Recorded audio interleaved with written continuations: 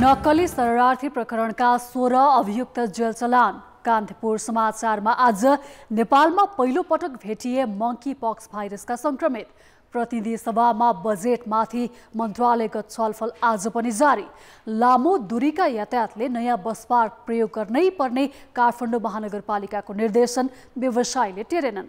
सवारी चालक अनुमति पत्र लिन प्रतीक्षामा रहेका सेवाग्राहीको संख्या 9 लाख पुग्यो। अन्तर्राष्ट्रियमा रुस युक्रेन द्वन्द्व अन्त्यका लागि अफ्रिकी मुलुकका नेताहरूको पहल र खेलकुदमा जर्मनी र पोल्यान्डले आज मैत्रीपूर्ण फुटबल खेल्दै। नमस्कार, अब मुख्य समाचार। नक्कली शरणार्थी प्रकरणमा टोपबहादुर रायमाझी र बालकृष्ण खाँड सहित 16 जना केन्द्रीय कारागार चलान। 2 जनासँग धरोटी माग, टोपबहादुरको सांसद पद निलम्बन। हरिकृष्ण कार्की बने 30औं प्रधान न्यायाधीश। न्यायालय सुधार सम्बन्धी प्रतिवेदन कार्यान्वयनमा आइसकेको दावी। न्यायाधीश नियुक्ति प्रक्रिया पारदर्शी बनाउने प्रतिबद्धता। कृषि र रोजगारीलाई प्राथमिकता दिँदै 7 प्रदेशको बजेट सार्वजनिक। बागमतीले 65 अर्बको बजेट ल्याउँदा सुदूरपश्चिमको 29 अर्ब मात्र। प्रदेश सांसदलाई खुसी पार्न छुट्टै बजेट। रुस युक्रेन द्वन्द्व अन्त्यको लागि अफ्रिकी मुलुकका नेताहरूको पहल। अन्तर्राष्ट्रिय समुदायद्वारा स्वागत। शान्ति मिसन पुगेकै दिन किएभमा रुसी हवाई आक्रमण। र रूपन्देहीको तिलोत्तमामा निजी क्षेत्रको 40 करोड लगानीमा क्रिकेट पूर्वाधार निर्माण सुरु। 25,000 दर्शक क्षमताको मैदानसँगै 150 विद्यार्थीका लागि प्रशिक्षण केन्द्र बनाइने। नक्कली भुटानी शरणार्थी प्रकरणमा पक्राउ परेका 18 जना मध्ये 16 जनालाई पूर्वपक्षको लागि कारागार पठाउन काठमाडौँ जिल्ला अदालतले आदेश दिएको छ। अभियुक्त मध्ये लक्ष्मी महर्जनलाई 5 लाख र टङ्क गुरुङलाई 10 लाख रुपियाँ धरोटीमा रिहा गर्न र बाँकीलाई मुद्दाको किनारा नलागेसम्म पूर्वपक्षको लागि कारागार पठाउन अदालतले आदेश दिएको हो। यो मुद्दामा 12 जना भने अझै फरार छन्। जिल्ला अदालतका न्यायाधीश प्रेमप्रसाद न्यौपानेको इजलासले आज पूर्व उपप्रधानमन्त्री टोपबहादुर रायमाझी र पूर्व गृहमन्त्री बालकृष्ण खाँड तथा बालवाला सचिव टेकनारायण पाण्डे सहित 16 अभियुक्तलाई कारागारमै राखेर मुद्दा किनारा लगाउन आदेश दिएको हो। यो आदेशसँगै उनीहरू अब न्यायिक हिरासतबाट कारागार चलान हुनेछन्। पूर्वपक्षको लागि थुनामा गएसँगै एमाले नेता रायमाझीको सांसद पद समेत प्रतिनिधि सभा नियमावली अनुसार निलम्बित भएको छ। नक्कली भुटानी शरणार्थी प्रकरणमा पक्राउ परेका 16 र फरार 14 गरी 30 जना विरुद्ध जिल्ला सरकारी वकिलको कार्यालय काठमाडौँले ठगी, सङ्गठित अपराध, कृत्य र राज्य विरुद्धको अपराध कसुरमा कैद, बिगो र जरिवाना मागदाबी सहित जेठ 10 मा मुद्दा दायर गरेको थियो। 2079 चैत 12 मा गिरोहका नायकी केशव दुलाल, सानु भण्डारी र टङ्क गुरुङलाई पक्राउ गरेपछि प्रहरीले अनुसन्धान अघि बढाएको थियो। त्यसक्रममा पूर्व उपप्रधानमन्त्री एवं एमाले सांसद रायमाझी, पूर्व गृहमन्त्री खाँड, सचिव टेकनारायण पाण्डे, तत्कालीन गृहमन्त्री रामबहादुर थापाका सुरक्षा सल्लाहकार इन्द्रजित राई, भुटानी शरणार्थी नेता टेकनाथ रिजाल पक्राउ परेका थिए। काङ्ग्रेसका पूर्व सांसद आङटाबा शेर्पा, नेपाल हज समितिका अध्यक्ष शमशेर मिया, पूर्व उपप्रधानमन्त्री रायमाझीका छोरा सन्दीप, गिरोहका सदस्यहरू सागर राई, रामशरण केसी, खाँडका स्वकीय सचिव नरेन्द्र केसी र गोविन्द चौधरी पनि अनुसन्धानका क्रममा पक्राउ परेका थिए। प्रतिवेदन सरकारी वकिल कार्यालयमा बुझाएर मुद्दा अदालतमा दर्ता भइसकेपछि प्रतिवादी मध्येका थप 2 जना लक्ष्मी महर्जन र हरिभक्त महर्जन पक्राउ परेका थिए। पक्राउ परेका 16 र थप 14 जनालाई फरार सूचीमा राखेर जिल्ला प्रहरी परिसर काठमाडौँले जेठ 8 मा राज्य विरुद्ध अपराध सहितका 3 कसुरमा मुद्दा चलाउनु पर्ने राय सहितको अनुसन्धान प्रतिवेदन सरकारी वकिल कार्यालयमा बुझाएको थियो। त्यसको 2 दिनपछि जेठ 10 मा सरकारी वकिल कार्यालयले कृत्यको थप दफा लगाएर 30 जना विरुद्ध अदालतमा अभियोग पत्र दायर गरेको थियो। उनीहरूसँग 28 करोड 81 लाख रुपियाँ बिगो, ठगिएको रकम फिर्ता र कैद सजाय मागदाबी सहित मुद्दा दर्ता भएको थियो। मुद्दा दायर भएको 2 दिनपछि जेठ 12 देखि अदालतले अभियुक्तहरूसँग बयान लिएको थियो भने जेठ 21 गतेबाट थुनचेक बहस सुरु भएको थियो। जेठ 22 गतेबाट 3 दिनसम्म सरकारी वकिलले मुद्दाको पक्षमा बहस गरेकोमा भोलिपल्टदेखि प्रतिवादीका तर्फबाट कानुन व्यवसायीहरूले बहस गरेका थिए। प्रतिवादीका कानुन व्यवसायीहरूको बहस हिजो टुङ्गिएको थियो। आज जिल्ला सरकारी वकिल कार्यालय काठमाडौँका प्रमुख सहन्यायाधिवक्ता अच्युत मणि न्यौपाने सहितका सरकारी वकिल र जाहेरीकर्ता कानुन व्यवसायीको जवाफी बहसपछि अदालतले 16 जनालाई पूर्वपक्षको लागि थुनामा पठाउने आदेश दिएको हो।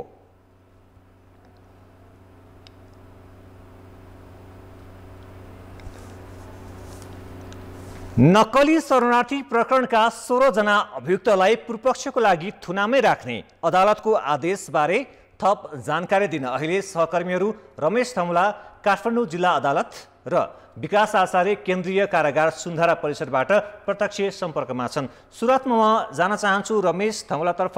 रमेश, अदालतले 18 मध्ये 16 जनालाई पूर्वपक्षको लागि थुनामा राखेर मुद्दा अघि बढाउन आदेश दिएको छ। यस्तो आदेशका लागि अदालतले कस्ता प्रमाणलाई आधार बनाएको छ? विकास चाहिँ करिब 2.5 महिनादेखि नेपालको इतिहासमै पहिलो पटक बहालवाला गृहमन्त्री, बहालवाला गृह सचिव, पूर्व गृहमन्त्री र पूर्व उपप्रधानमन्त्री सहित प्रशासनिक नेतृत्व र राजनीतिक नेतृत्व विरुद्ध यति ठुलो कसुरमा मुद्दा चलेको यो नेपालमा पहिलो पटक हो। 2046 साल यता राज्य सञ्चालक विरुद्ध नै राज्य विरुद्धको कसुरमा अभियोग लगाएको यो पहिलो पटक भएकोले यो मुद्दालाई असाध्यै नजिकका साथ चासोका साथ हेरिएको थियो। अन्ततः करिब 2.5 महिना पछि जिल्ला अदालत काठमाडौँले विभिन्न प्रहरीले सङ्कलन गरेको प्रमाण, त्यसपछि जिल्ला सरकारी वकिल कार्यालयले दायर गरेको अभियोग पत्रलाई हेरेर आज पक्राउ परेका 18 मध्ये 16 जनालाई पूर्वपक्षका लागि थुनामा पठाउँदै अन्य फरारको हकमा पक्राउ पूर्ति जारी गरेर अनुसन्धानको दायरामा ल्याउन भन्ने आदेश दिएको छ। र यसमा जसरी यो मुद्दाले सुरुवाती चरणमा भुटानी शरणार्थी बनाएर नेपालीलाई नक्कली भुटानी शरणार्थी बनाएर अमेरिका जाने सपना देखाउँदै योजना बनाउने केशव दुलाल, सानु भण्डारी र सन्देश शर्माको योजना अनुसार राजनीतिक नेतृत्व यसमा फँसेका थिए। त्यसपछि आएको घटनाक्रमले पूर्व गृहमन्त्री, पूर्व बालवाला सचिव र पूर्व प्रधानमन्त्रीलाई पनि यसमा तानेको थियो। र आज जिल्ला अदालत काठमाडौँले यी सबै अनुसन्धान र प्रमाणलाई तथ्यगत गरेर 16 जनालाई पूर्वपक्षमा पठाउने अवस्था आएको हो। र करिब 28 पेजको यो आदेशमा बालकृष्ण खाँड, टोपबहादुर रायमाझी सहित सबैलाई पूर्वपक्षमा पठाउनु पर्ने आधारहरू तोकिएको छ।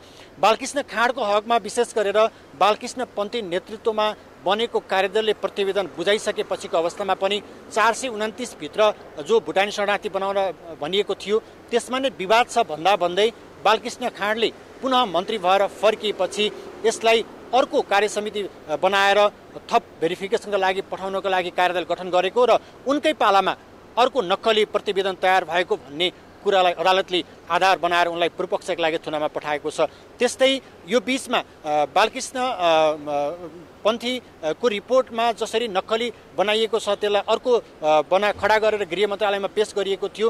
त्यसपछि यही मुद्दामा प्रेमराज पन्थी भन्ने एकजना जाहेरवाला छन् जो पीडितको रूपमा जाहेरी दिएका थिए। उनले बालकृष्ण खाँडका विरुद्धमा उनले केशव दुलाल, मुख्य आरोपीहरूको समातिएका केशव दुलाललाई आफ्नो पैसा फिर्ता दिन पटक पटक भने पनि बालकृष्ण खाँड फर्किए, मन्त्री भएर आइसकेपछि मन्त्री र सचिव हाम्रै मान्छे हुन्, उनीहरूले सबै काम गर्छन्, अब पैसा फिर्ता होइन अमेरिका जाने हो भनेर गरेको संवादलाई पनि अदालतले यसपटक प्रमाणको रूपमा लिएको छ भने टेकनारायण पाण्डे जो पक्राउ परिसकेका थिए बालकृष्ण खाँडभन्दा पहिला, उनले तत्कालीन अवस्थामा प्रहरी र जिल्ला सरकारी वकिल कार्यालय हुँदै जिल्ला अदालत काठमाडौँमा दिएको बयानलाई पनि अदालतले आधार बनाएर बालकृष्ण खाँडलाई पूर्वपक्षका लागि थुनामा पठाएको छ। त्यस्तै अर्का व्यक्ति हुन् पूर्व उपप्रधानमन्त्री टोपबहादुर रायमाझी, जसको हकमा अदालतले यसअघि नै प्रस्तुत भएको प्रमाण जसमा उनका छोरा सन्दीप रायमाझीले 40 लाख नगद लिएको र 1 करोड 60 लाख रुपियाँ टोपबहादुर रायमाझीलाई बुझाएको भनेर पक्राउ परेका आरोपीहरूले भनेका थिए।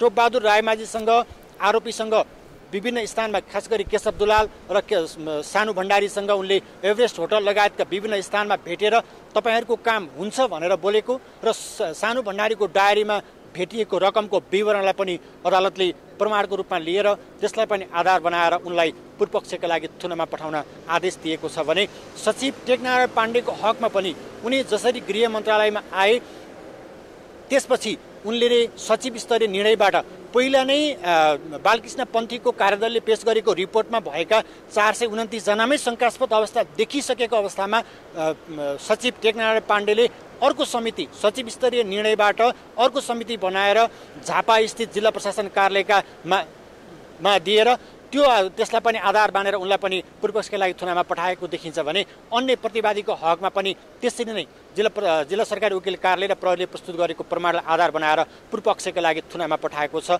यसमा अलिकति मैले जुन यो पृष्ठभूमि आइसकेपछि आज अदालतमा आदेश आउँदाको परिस्थिति कस्तो थियो भन्ने पनि निकै चासोको विषय हुन सक्ने भएर त्यसलाई अलिकति दृश्यमा प्रस्तुत गर्न चाहन्छु किनभने 12:30 बजे नै 13 दिनदेखि जिल्ला अदालत काठमाडौँमा यो मुद्दालाई लिएर थुन्सेकको बहस चलिरहेको थियो र यो बीचमा प्रतिवादीका तर्फबाट कानुन व्यवसायीले पनि बहस गरे भने 3 दिन यसअगाडि अभियोजनकर्ता सरकारी वकिलले बहस गरेका थिए र आज 12:30 बजे नै सरकारी वकिलले प्रतिवादीका तर्फबाट कानुन व्यवसायले उठाएका प्रश्नको जवाब दिइसकेका थिए। 12:30 बजे नै थुन्सेक बहसको सम्पूर्ण काम सकिसकेको थियो भने 12:30 बजेदेखि करिब 6 बजे 6:30 बजे मात्रै जिल्ला अदालत काठमाडौँका न्यायाधीशले चाहिँ यसको आदेश सार्वजनिक गरेका हुन्। विकासजी रमेश, जुन दुईजनालाई धरौटीमा रिहा गर्न भनिएको छ, लक्ष्मी महर्जन र टङ्क गुरुङलाई, उनीहरू आजै रिहा भए वा धरौटी बुझाउन सकेनन्?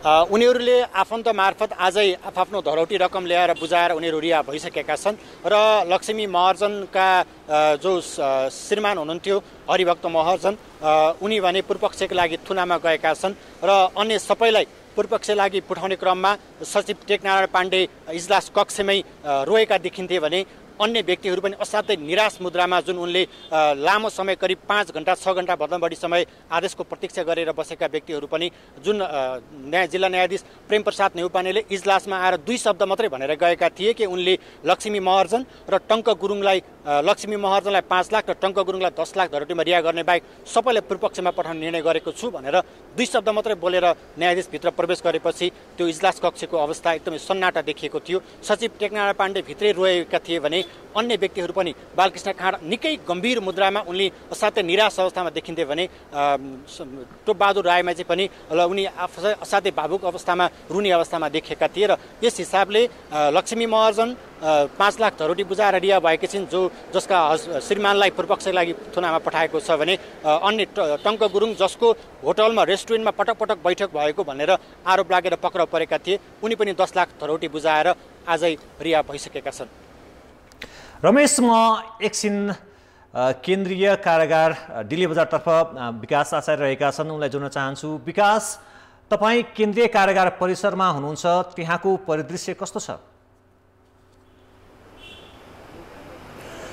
केन्द्रीय कारागार सुन्दारा परिसर यतिखेर सामान्य नै छ, अरू बेला जस्तै सामान्य अवस्था नै सामान्य नै छ। तर यसअघि जब अभियुक्तहरूलाई केन्द्रीय कारागार ल्याउने भनियो त्यसपछि भने केही चहलपहल बढेको देखिन्थ्यो। प्रहरीहरूको बाक्लो तैनाथी उपस्थिति थियो भने सडकदेखि काठमाडौँ महानगरपालिकाको गेट परिसरसम्म पनि प्रहरीहरूको बाक्लो उपस्थिति थियो। 7:20 16 अभियुक्तलाई केन्द्रीय कारागारभित्र प्रवेश गराउँदासम्म पनि प्रहरीको बाक्लो उपस्थिति थियो भने अन्य नागरिकहरू लगायत यहाँ अन्य कैदीहरूलाई भेट्न आउने नागरिकहरूलाई पनि केही पर बस्न भनिएको थियो। त्यसपछि भने स्थिति सामान्य नै बनेको छ। त्यस यता भने अभियुक्तहरूलाई ल्याउने बाटोदेखि महानगरपालिकाको गेट परिसरदेखि यो अहिले म उपस्थित अर्थात् म बसिरहेको बाटोमा यो गेट परिसरमा पनि बाक्लो प्रहरी तैनात थियो भने त्यसै क्रममा उनीहरू अभियुक्तहरूलाई चाहिँ 16 जना अभियुक्तहरूलाई एउटै गाडीमा कारागारभित्र प्रवेश गराइएको थियो। विकास, हस्, धन्यवाद विकास। उनी थिए केन्द्रीय कारागार सुन्दाराबाट विकास आचार्य। त्यसै गरी काठमाडौँ जिल्ला अदालत परिसरबाट सहकर्मी रमेश थमला। नक्कली शरणार्थी प्रकरणमा 16 जना अभियुक्तहरूलाई पूर्वपक्षको लागि कारागार चलान गरिएको छ, यसबारेमा जानकारी गराउँदै अब बाँकी समाचार। नवनियुक्त प्रधान न्यायाधीश हरकृष्ण कार्कीले राष्ट्रपति रामचन्द्र पौडेल समक्ष पद तथा गोपनीयताको शपथ लिए लगत्तै सर्वोच्च अदालतमा पुगेर पदभार ग्रहण गरेका छन्। राष्ट्रपति कार्यालय शीतल निवासमा 30औं प्रधान न्यायाधीशको शपथ ग्रहण गरेका कार्कीले आजै सर्वोच्च अदालतमा पुगेर पदभार ग्रहण गरेका हुन्। उनले आफ्नै नेतृत्वमा तयार भएको न्यायपालिका सुधार प्रतिवेदन सर्वोच्च अदालतको फुलकोर्टबाट अनुमोदन गरेर कार्यान्वयन सुरु गरिएको दावी गरे। उनले उच्च र जिल्ला अदालतमा रिक्त मुख्य न्यायाधीश र न्यायाधीश नियुक्तिको पारदर्शी मापदण्ड बनाउने प्रतिबद्धता व्यक्त गरे।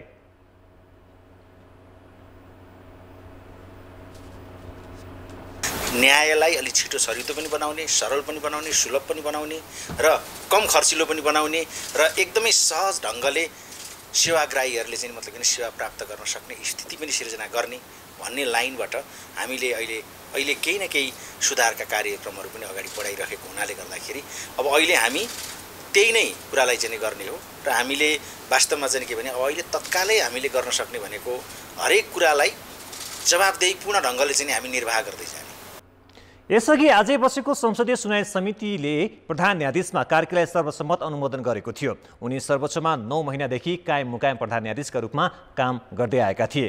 प्रधान न्यायाधीशबाट उमेर हदका कारण कार्की आगामी साउन 20 गते अनिवार्य अवकाशमा जानेछन्। नेपालका 30औं प्रधान न्यायाधीश हरिकृष्ण कार्कीले कायम मुकायम प्रधान न्यायाधीश भएर काम गरेका 9 महिनापछि आजदेखि न्यायपालिकाको नेतृत्वको जिम्मेवारी सम्हालेका हुन्। लामो रस्साकसी र राजनैतिक खिचातानीका बीच साउन 20 गतेसम्मका लागि प्रधान न्यायाधीश बनेका कार्की को हुन् त? 2015 साल साउन 20 गते ओखलढुङ्गामा जन्मिएका कार्की 2040 सालमा कानुनमा स्नातक गरेपछि अधिवक्ताका रूपमा व्यवसाय सुरु गरे। विभिन्न सरकारी तथा गैर सरकारी कार्यालयको कानुनी सल्लाहकारको जिम्मेवारी समेत निर्वाह गर्दै आएका कार्की 2070 सालमा वरिष्ठ अधिवक्ता भए। उनी 2069 माघदेखि 3 वर्ष नेपाल बार एसोसिएसनको निर्वाचित अध्यक्ष बने।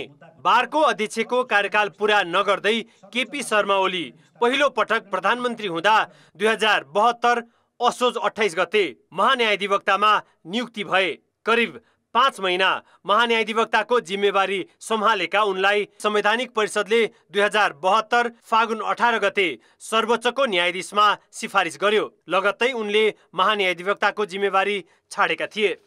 वास्तवमा नागरिकहरूले के अधिकार प्राप्त गरेका छन्, उनीहरूको त्यो अधिकारलाई प्रतिकूल असर परेको छ या छैन भन्ने कुराहरूलाई हेरेर नै वास्तवमा चाहिँ मतलब न्यायालयले न्याय निरूपण गर्नुपर्ने हुन्छ। कार्की 2073 साउन 17 गते सर्वोच्च अदालतको न्यायाधीशमा नियुक्त भए। आगामी साउन 20 गते 65 वर्षे उमेर हदका कारण अनिवार्य अवकाश पाउने प्रधान न्यायाधीश कार्कीले 51 दिन न्यायपालिकाको नेतृत्व गर्नेछन्। हाम्रा फैसलाहरूको तपाईहरुले विश्लेषणात्मक अध्ययन गरिदिनुस् र सैद्धान्तिक आलोचना गरिदिनुस्, जसको आलोकमा बसेर हामी हाम्रा चाहिँ मतलब के भन्दाखेरि फैसलाहरूको पुनरावलोकन गर्न सकौं र हामीले यदि गलत बाटो हिँडेका छौं भने त्यसलाई चाहिँ मतलब के सच्याएर अगाडि बढ्न सकौं भन्ने कुरा मैले सधैँभरि आह्वान गरेको छु। यो छोटो अवधिमा उनलाई आफैले तयार गरेको न्यायपालिका सुधार प्रतिवेदन कार्यान्वयन गर्न र न्यायपालिका माथिको विश्वास बढाउन सहज भने छैन। त्यसैले कार्कीले न्यायालयमाथि विश्वासको वातावरण बढाउँदै ठोस एवं नतिजामूलक कार्य सम्पादनको वातावरण बनाउन कतिको सक्लान् त? कान्तिपुर समाचारका लागि क्यामेरामा विकास जोशीका साथ सुबिन्द्र श्रेष्ठ, काठमाडौँ। अब जनताको आवाज हामीले आज 7 प्रदेशमा सोधेका छौं। न्याय निरूपणलाई पारदर्शी र छिटो छरितो बनाउन के गर्नु पर्ला? जनताको आवाज। जिल्ला अदालत, पुनरावृत्ति अदालत, उच्च अदालत र सर्वोच्च अदालतमा न्यायाधीशहरूको संख्या वृद्धि हुनु पर्यो। न्यायिक निकायहरू आफैमा सबल हुनु पर्यो। न्यायिक प्रशासन समितिले चाहिँ उसलाई छिटो बनाउनको निम्ति चाहिँ त्यो प्रक्रिया अगाडि बढाउनु जरुरी छ। छिटो छरितो रूपमा निष्पक्ष रूपमा काम गरिदियो भने अति नै उत्तम हुनेछ। सामान्य व्यक्तिहरूलाई कानुनको विषय थाहा हुँदैन, यो छिटो छरितो सर्टकटमा हुनुपर्छ। राजनीतिक संयन्त्रबाट निर्णय लिने प्रथाको खारेज गरिनु पर्दछ। कार्यान्वयन भएको छ कि छैन त्यसको अभिलेख राख्नुपर्छ। कानुनै संशोधन गर्नुपर्छ। राजनीतिक आधारमा न्यायालयमा चाहिँ भागबण्टा हुनु भएन। समयमा काम हुनु पर्यो। कानुनमा पनि संशोधन गर्नुपर्ने देखिन्छ। कानुनी ढाँचाहरूमा भएका कमी कमजोरीहरूलाई सुधार गर्नुपर्छ। फैसला गर्नेको टाइम अलि लामो छ, यसलाई चाहिँ अलिक छोटो फैसला गर्ने टाइम जुन बुदाले अप्ठ्यारो पारेको छ त्यसलाई चाहिँ कानुन संशोधन गरी छिटो छरितो रूपमा सेवा दिनुपर्छ। आलटाल गर्नु हुनु परेन। गम्भीर प्रकृतिका मुद्दाहरू विवादहरूमा चाहिँ न्यायालयले छिटो प्रक्रिया अगाडि बढाउनु पर्छ। समयमै न्याय दिलाउनु पर्यो। न्यायालयमा चाहिँ बिचौलियाहरूको प्रवेश हुनु हुँदैन।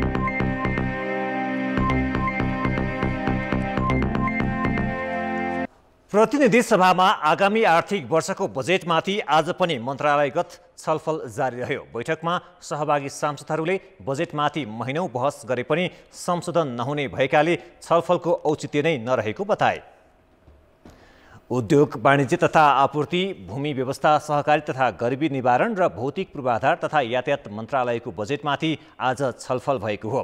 अधिकांश सांसदहरूले आफूहरूले दिएका सुझाव बजेटमा समावेश नहुने भएकाले छलफलको औचित्य नभएको जिकिर गरे। भौतिक पूर्वाधार तथा यातायात मन्त्रालय माथिको छलफलमा सांसदहरूले टुक्रे आयोजनाका लागि बजेट विनियोजन गरिएको भन्दै आपत्ति जनाए। कुन योजना आवश्यक हो, कुन योजना बजेट पुगे बनाउने हो, साधारण खालको सूचीकृत गरौँ। 1 महिना बहस हुँदाखेरि पनि कमा र फुल स्टप परिवर्तन नहुने खालको जुन यो गरिमामय संसदको निरीहता र सांसदहरूको निरीहता देखिएको छ, त्यसले गर्दाखेरि ममा कुनै उत्साह देख्दिनँ कि किन बोल्ने भनेर।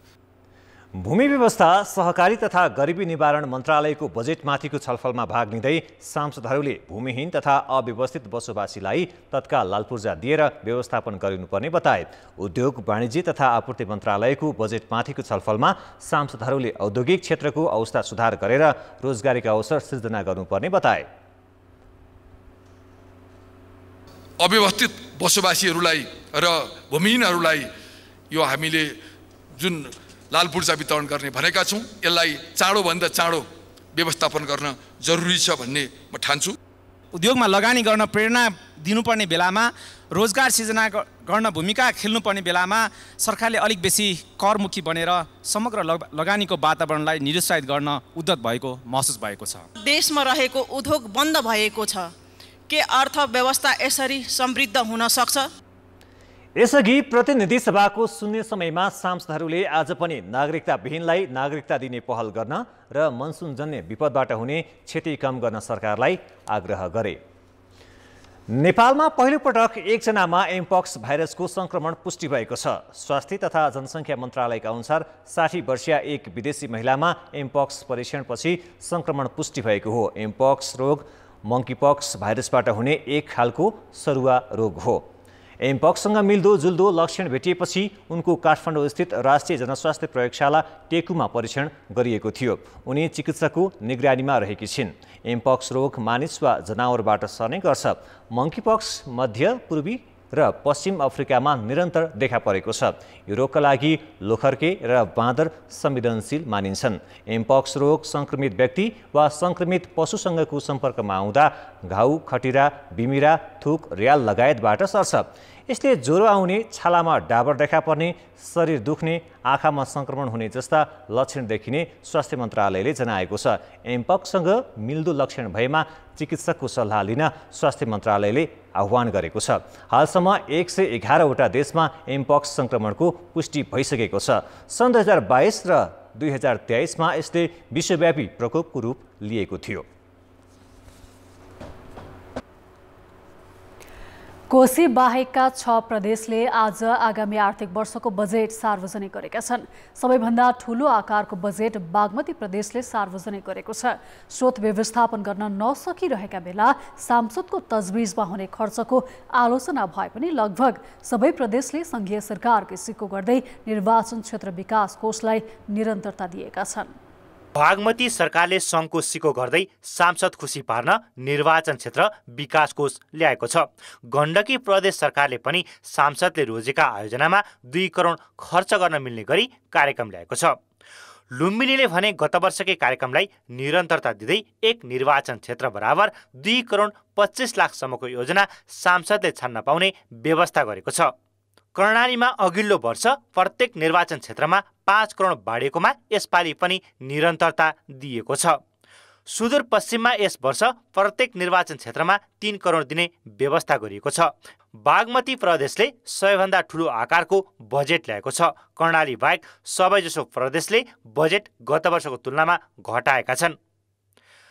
बागमती प्रदेशले आगामी वर्षका लागि 62 अर्बको बजेट ल्याएको छ, जुन चालु वर्षको भन्दा झन्डै 11%ले कम हो।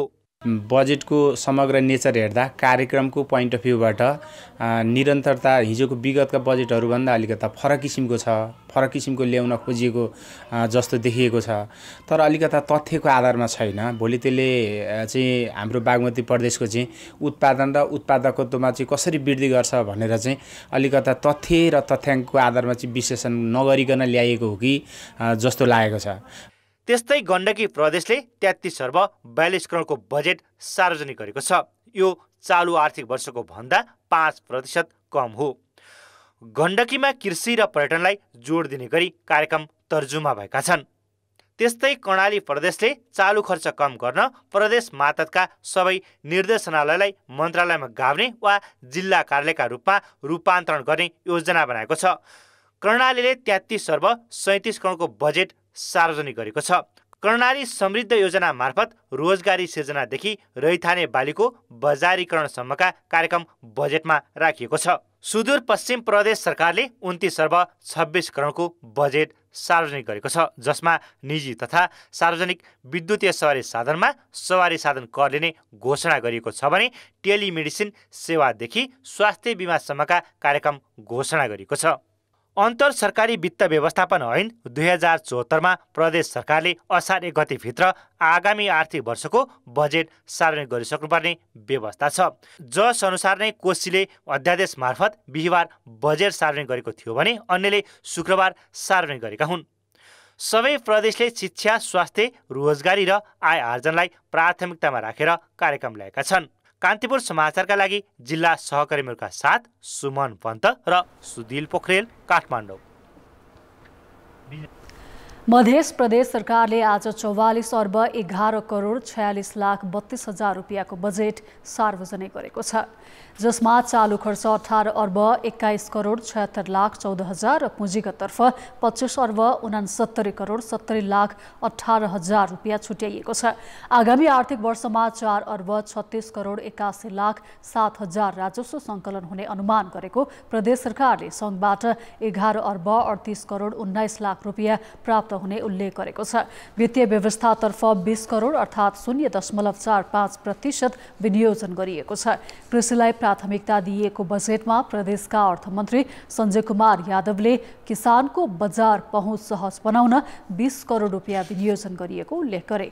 बजेटमा विपन्न र पिछडिएको समुदायलाई लक्षित गरी एक परिवार एक विद्युतीय चुलो कार्यक्रम ल्याइने भएको छ। नेकपा माओवादी केन्द्र, जनता समाजवादी पार्टी र नेकपा एकीकृत समाजवादीले आलो पालो नेतृत्वको अवधारणा सहित समाजवादी मोर्चा गठनको मस्यौदा तयार पारेका छन्। नेत्रविक्रम चन्द नेतृत्वको नेकपा र बाबुराम भट्टराई नेतृत्वको नेपाल समाजवादी पार्टीलाई समेटेर एक साताभित्रै मोर्चा घोषणा गर्ने तयारी छ। माओवादी केन्द्र, जसपा र एकीकृत समाजवादी पार्टीले सामूहिक नेतृत्व, आलो पालो अध्यक्षता, दलका प्रमुख सम्मिलित संयन्त्र गठन र छुट्टै कार्यालय सञ्चालन गर्ने गरी समाजवादी मोर्चाको मस्यौदा तयार पारेका हुन्। मोर्चामा सहभागी दलहरूले पार्टीका आन्तरिक गतिविधि भने स्वतन्त्र रूपमा सञ्चालन गर्न पाउने जनाइएको छ, तर कुनै पनि दलले मोर्चाको धारणा विरुद्ध भने जान पाउने छैनन्। मस्यौदा तयार भएसँगै नेकपा एकीकृत समाजवादीको सचिवालय बैठकले मोर्चामा सामेल हुने निर्णय गरेको छ। गर्नको निम्ति अब यसलाई 1-2 दिन 3 दिनको समय त लाग्ने नै जस्तो देखियो। सबैको आन्तरिक बैठक र तयारी पुरा नभएको हुनाले हाम्रो पार्टीको आन्तरिक बैठक र तयारी पुरा भइसकेको छ। अरू पार्टीहरूको केही कुरालाई पर्खनुपर्ने स्थिति भएको हुनाले आज चाहिँ यो समाजवादी मोर्चा नेपालको घोषणा हुन नसक्ने, तर अत्यन्तै चाँडै यो घोषणा गर्ने ठाउँमा अन्य दलहरूसँग छलफल भइरहेको स्थिति छ। समाजवादी मोर्चामा नेत्रविक्रम चन्द नेतृत्वको नेकपा, बाबुराम भट्टराई नेतृत्वको नेसपा र वामदेव गौतमलाई समेट्ने तयारी छ। प्रधानमन्त्री पुष्पकमल दाहालले राष्ट्रिय तथ्याङ्क कार्यालयले मगर थरको पुनलाई जनजातिमा सूचीकृत गरेको त्रुटि सच्याउने बताएका छन्। काठमाडौँको टुडीखेलमा आज मगर सङ्घले गरेको भूमि पर्वलाई सम्बोधन गर्दै प्रधानमन्त्री दाहालले 2078 सालको राष्ट्रिय जनगणनामा पुन मगरलाई छुट्टै जातिको रूपमा राख्न निर्देशन दिइसकेको जानकारी दिए। पुन मगर होइनन् भन्ने किसिमले जनगणनाको रिपोर्ट छ भन्ने जानकारी र रिपोर्टिङ मलाई भइसकेको थिएन। आदिवासी जनजाति महासङ्घले मलाई रिपोर्ट गरिसकेपछि मैले खबर गरिसकेको छु। अहिले तथ्याङ्क कार्यालयको प्रमुख मान्छे विदेश भ्रमणमा भएको हुनाले आएपछि त्यसलाई स्पष्ट गर्ने र करेक्सन गर्ने मैले प्रतिबद्धता व्यक्त गरिसकेको छु। त्यसकारण फुटाउने काम हुँदैन। कार्यक्रममा उपसभामुख इन्दिरा राणाले मगर समुदायलाई जातीय स्वार्थभन्दा माथि उठ्न आग्रह गरे। जात, परिवार र भूगोलको नाममा विभाजित हुन नहुने उनको भनाइ छ। नेपाल उड्डयन प्राधिकरणले सिनामङ्गल स्थित त्रिभुवन विमानस्थल क्षेत्रमा जानकारी नै नदिई फेन्सिङ तार काटेको विषयमा काठमाडौँ महानगर प्रमुख बालेन्द्र शाह सहित 3 जनालाई स्पष्टीकरण सोधेको छ। महानगर प्रहरीको टोलीले हिजो सिनामङ्गल क्षेत्रको फेन्सिङ तार काटिदिएको प्राधिकरणका प्रवक्ता जगन्नाथ निरोलाले बताए। सोही विषयमा प्राधिकरणका महानिर्देशक प्रदीप अधिकारीले प्रमुख शाह, नगर प्रहरी प्रमुख राजनाथ पाण्डे र 9 नम्बर वडाका अध्यक्ष रामजी भण्डारीलाई 7 दिनभित्र स्पष्टीकरण दिन निर्देशन दिएका हुन्। यो नेपाल नागरिक उड्डयन प्राधिकरण 2053 मा भएको व्यवस्थाको उल्लङ्घन भयो र यसबारेमा लिखित रूपमा 7 दिनभित्र स्पष्टीकरण पेश गर्नु न भनी काठमाडौँ महानगरपालिकाका प्रमुख र त्यहाँका नगर प्रहरी प्रमुख र वडा नम्बर 9 का वडाध्यक्षलाई हामीले 7 दिनभित्र लिखित जवाब पेश गर्न भनेर स्पष्टीकरण सोधिसकेको अवस्था छ। उहाँहरूले 7 दिनभित्र स्पष्टीकरण पेश गर्नुहुन्छ। उहाँहरूको स्पष्टीकरण चित्त बुझ्दो नभएमा उहाँहरूलाई चाहिँ कानुनी कारबाही हामी अगाडि बढाउँछौँ। प्रमुख शाह सहितले नेपाल नागरिक उड्डयन प्राधिकरण ऐन उल्लङ्घन गरेको पुष्टि भए 50,000 रुपियाँसम्म जरिवाना तिर्नुपर्ने र जरिवाना नतिरेमा उडानमै प्रतिबन्ध लगाउन सकिने समेत व्यवस्था गरेको प्राधिकरणले जनाएको छ। अर्थ र विकास। सवारी चालक अनुमति पत्र लिन प्रतीक्षामा रहेका सेवाग्राहीको संख्या 9 लाख पुगेको छ। यातायात व्यवस्था विभागले 1.5 वर्ष अघि ट्रायल परीक्षा पास गरेकालाई समेत स्मार्ट कार्ड दिन सकेको छैन। दैनिक 7500 कार्ड प्रिन्ट गर्नुपर्ने भए पनि 4500 मात्र प्रिन्ट भइरहेको छ। अतिरिक्त मास प्रिन्टर खरिद हुन नसक्दा र सेवाग्राहीको चाप बढी हुँदा माग धान्न नसकेको विभागका अधिकारीहरूको भनाइ छ। प्रिन्ट हुन बाँकी कुरा गर्दाखेरि सबै क्याटेगोरीको अथवा सबै वर्ग भनौँ नवीकरण नयाँदेखि लिएर सबै कुराहरू गर्दाखेरि हाम्रो करिब 9 लाखको हाराहारी पुगिसकेको अवस्था छ। प्रिन्ट हुन बाँकी अथवा छपाई हुन बाँकी सवारी चालक अनुमति पत्रहरू र यो किन यति ढिलो भयो भन्दाखेरि अब हामीसँग अब एभाइलेबल मेसिन भनेको एउटा मात्रै हो जसले नेपालभरि भनौँ न सेवाग्राहीलाई चाहिँ सवारी चालक अनुमति पत्र छपाई गरेर दिने काम गर्छ विभिन्न कार्यालयहरू मार्फत। 1.5 वर्षसम्म पनि सेवाग्राहीलाई कार्ड दिन नसकेको भन्दै सरकारको कार्य सम्पादनमाथि प्रश्न उठे पनि भौतिक पूर्वाधार तथा यातायात मन्त्रालयले थप गृह कार्य गरेको छैन। साथै प्रदेशमा मास प्रिन्टर ल्याएर सेवा सुरु गर्न प्रदेश सरकारलाई आग्रह गरे पनि कहिले खरिद हुने भन्ने टुङ्गो लागेको छैन। अहिले साथै प्रदेशबाट प्राप्त विवरण संघीय यातायात व्यवस्था विभागबाट मात्रै प्रिन्ट हुने गरेको छ। यातायात व्यवस्था विभागले अहिलेसम्म 30 लाख कार्ड प्रिन्ट भइसकेको बताएको छ। अब जनमतको अन्तिम परिणाम। जनमतमा हिजो हाम्रो प्रश्न थियो, बढ्दो अवैध डिजिटल वित्तीय कारोबार नियन्त्रण गर्न के गर्नु पर्ला? ए, कानुनमा कडाई, बी, डिजिटल साक्षरता र सी, साइबर सुरक्षा। जनमतको अन्तिम परिणाम यस्तो छ, ए, कानुनमा कडाईमा 33%, बी, डिजिटल साक्षरतामा 29% र सी, साइबर सुरक्षामा 38%।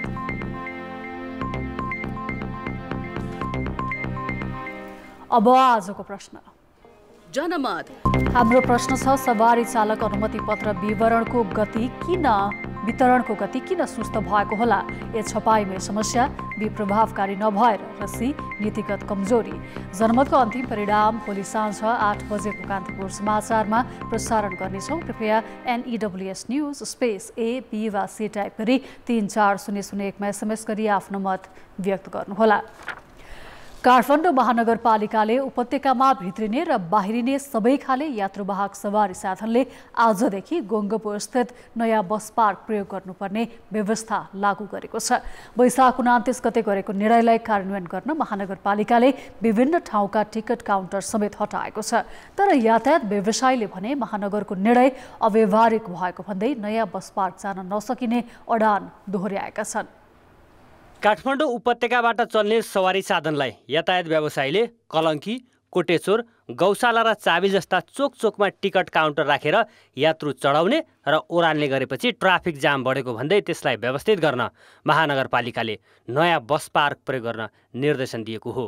तर यातायात व्यवसायीले भने नयाँ बस पार्क जाँदा झन जाम बढ्ने दाबी गरेका छन्। त्यो सम्भवै छैन, अव्यावहारिक छ। कसरी अव्यावहारिक छ भन्नुहुन्छ भने तपाईँ ओखलढुङ्गा, रामेछाप, खोटाङ, उदयपुरबाट आएर पढ्ने एउटा विद्यार्थी तपाईँको साखु बस्छ, ऊ चाबेलमा गाडीबाट ओर्लिन पाउने कि नपाउने? महानगरपालिका जाम नहोस् भन्नको हिसाबले गर्नुभयो, तर उहाँहरूले चाहिँ त्यो अनुगमन नगरिकन निरीक्षण नगरिकन उहाँहरूले निर्णय लिनुभयो कि त्यो चाहिँ सरासर गलत छ। किनकि 5 बजे छुट्दाखेरि तपाईँको गाडी भनौँ भ्याली छोड्ने गाडी भनेको दिनमा केही नभए 2250 गाडी हुन्छ। 2250 गाडी एकैचोटि 5 बजे निस्किँदाखेरि त कति जाम हुन्छ त्यो महानगरपालिकाले आकलन गरेको छैन कि। हामी त्यहाँ अटाउँदैनौँ नि त। हामी सबै साथीभाइहरू हामी 30औं वर्षदेखि हामी 30 दशकदेखि लामोदेखि सबै यात्रुहरू मजाले के पेसेन्जर हामी मजदुर साथीहरू एकजुट भएर बसिरहेका छौँ। हामी त्यहाँ त घुलमिल गर्नलाई हामीलाई 10औं वर्ष लाग्छ। त्यहाँको दादागिरी त हामी मान्दैनौँ नि त। आज पनि यातायात व्यवसायले नयाँ बस पार्क बाहिरैबाट यात्रु चढाउने र ओराल्ने कार्य जारी राखे।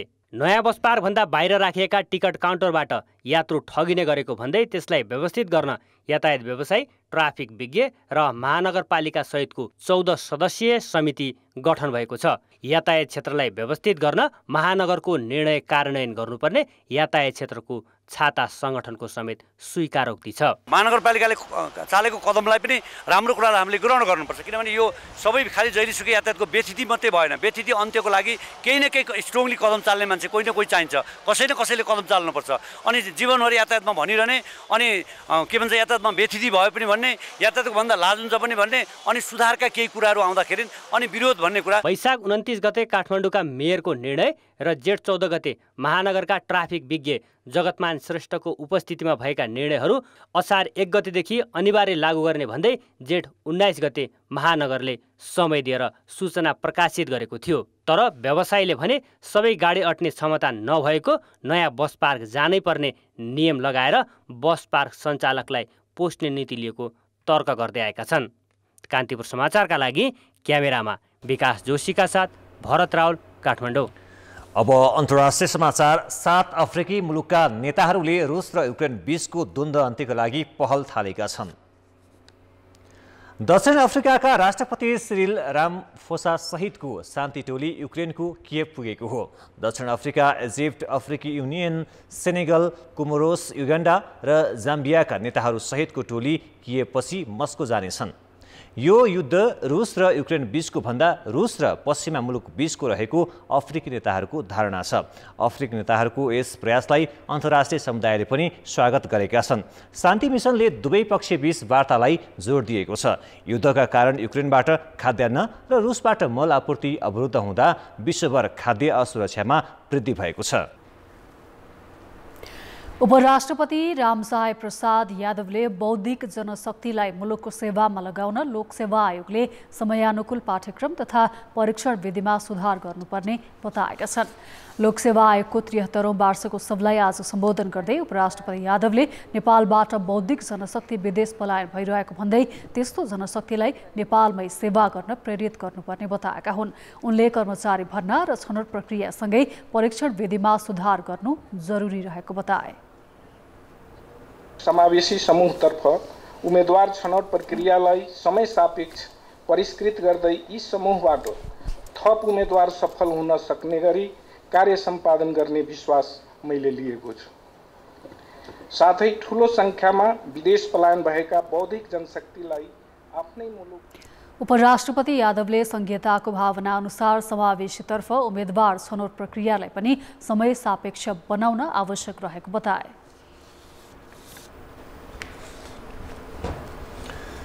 2 वर्षसम्मको कोभिड महामारीले विद्यार्थीको पढाइ अवरुद्ध हुँदा सिकाइमा क्षति पुग्यो। कतिपय बालबालिका त त्यसबेला शिक्षाबाट पूर्ण रूपमै वञ्चित भए। त्यतिबेला भएको क्षतिको पूर्ति गर्न शिक्षा मन्त्रालयले अहिले उपचारात्मक रूपमा शिक्षा सुधारको योजना सञ्चालन गर्ने भएको छ। कोभिड महामारी सुरु हुन थालेपछि सरकारले 2076 चैत 6 गतेबाट सबै शैक्षिक संस्था बन्द गर्ने निर्णय गरेको थियो।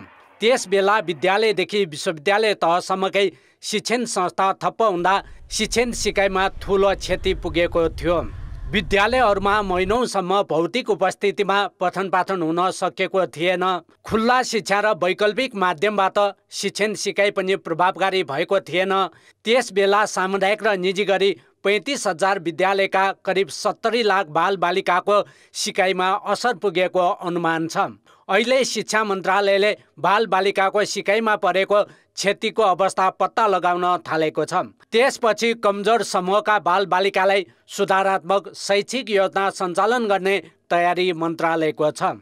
सिकाइ अवस्थामा सुधार ल्याउने र त्यसलाई चाहिँ तीव्र गति दिने, द्रुत गर्ने योजना मुताबिक अहिले हामीले यो रियल प्लान कार्यान्वयनमा ल्याएका छौँ।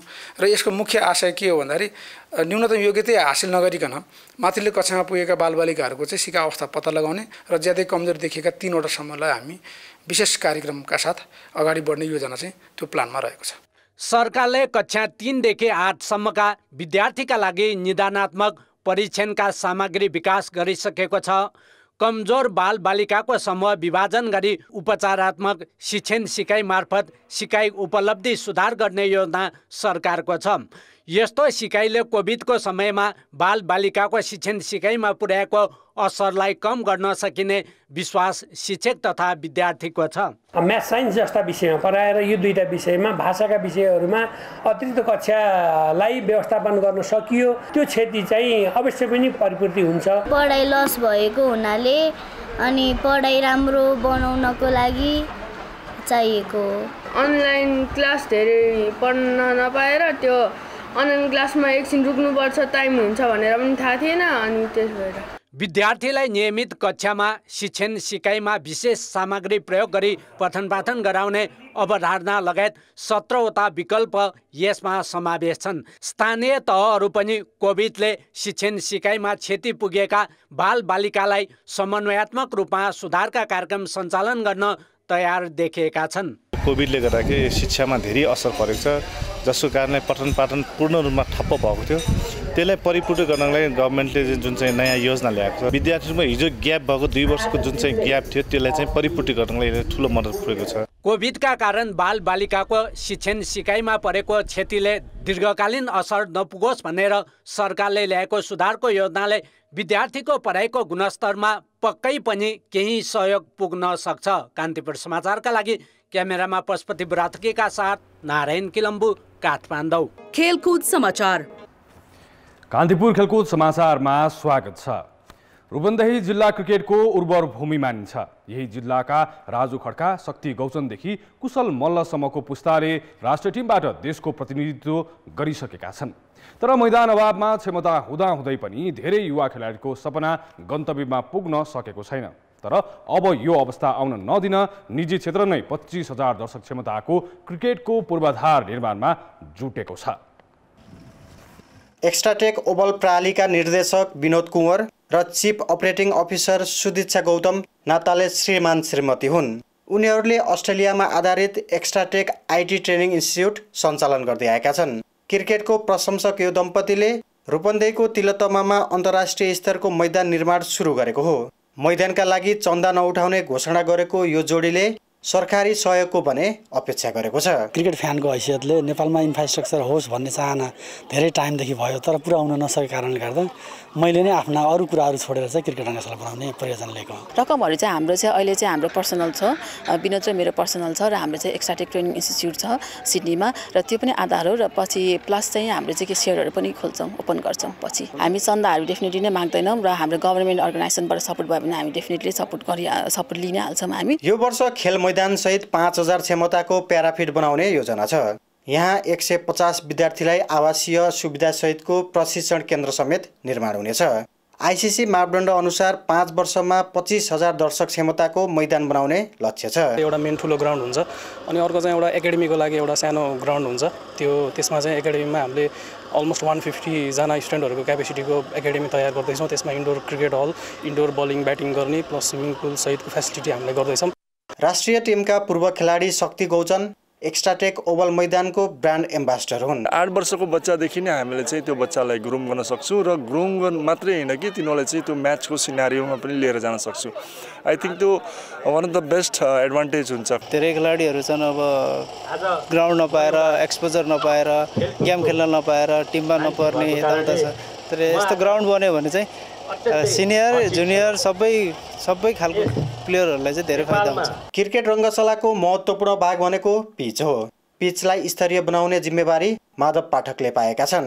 उनीसँग युएएको आबुधाबी स्थित शेख जायद अन्तर्राष्ट्रिय क्रिकेट रङ्गशालाको क्युरेट भएर लामो समय काम गरेको अनुभव छ। पूर्वाधार बनाउने काम सरकारको हो, तर सुरु गरिएका सरकारका परियोजना पनि समयमै पुरा नभएर अल्पत्र छन्।